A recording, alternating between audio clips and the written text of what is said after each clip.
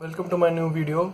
It will be regarding P block elements. Actually, I didn't have the camera for a few days, so I didn't make the video.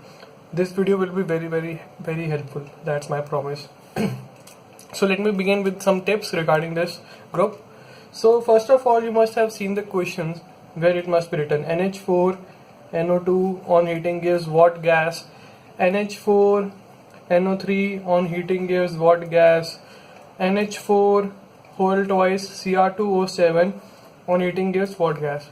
Now what do we actually do here? We learn the gases, that this gives some gas, this gives some gas in the preparation of N2, N2O, etc.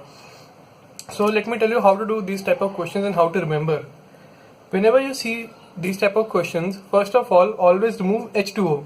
Example, NH4, NO2, don't go by the gases, instead go by the water.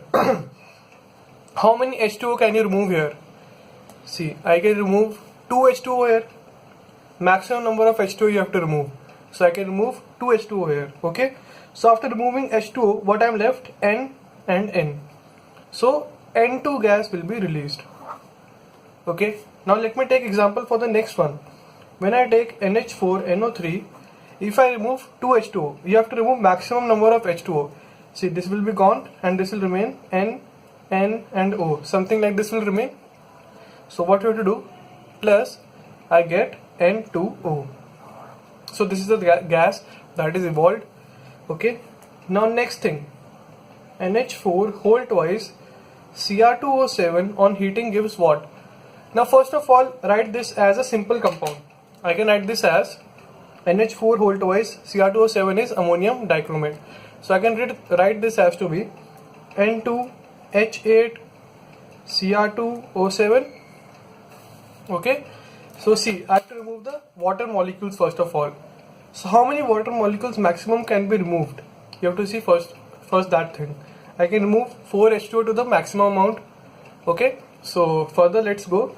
So if I remove 4 H2O, then N2 Cr2O3, I am getting this thing on removing 4 H2O.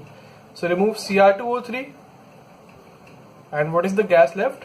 N2. So nitrogen will be evolved. So this way we can learn about some of the important things in this chapter. So let's move further.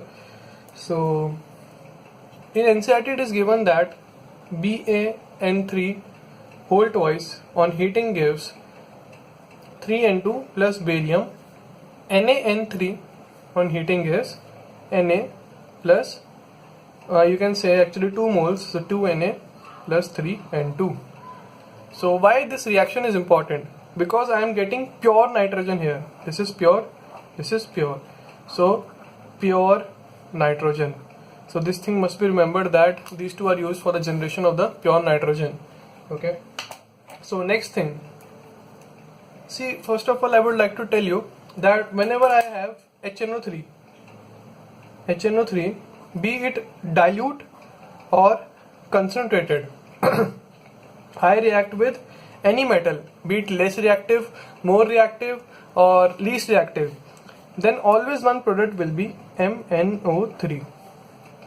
Let me take an example. If I take Cu plus HNO3 diluted or Cu plus HNO3 concentrated, one product will always be CuNO3 whole twice.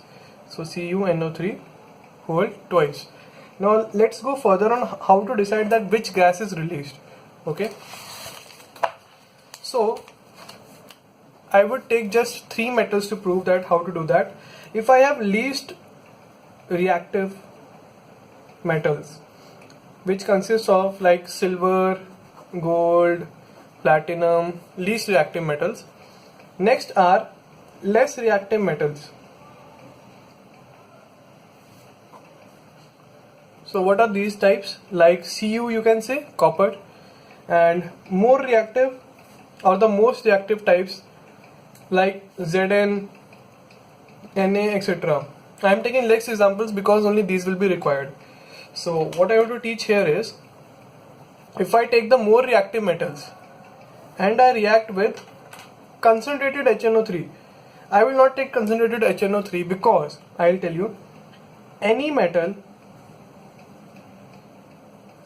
plus concentrated HNO3 means any type of metal that is less reactive, least reactive or more reactive. So I will always get NO2 as the product. Okay. So this thing is fixed, concentrated HNO3. So I will not be taking it again and again because NO2 will be evolved. That is fixed. So if I take more reactive metals along with dilute HNO3, okay, dilute HNO3, so I will be getting NO gas. Actually N2O. This was the basic confusion. I also had it. So less reactive will be in dilute HNO3. It will always give NO gas. So combining whatever we have learned, let's combine it. So let me take a more reactive metal, that is Zn plus concentrated HNO3. So what is the product that I'll get? So let us fix it.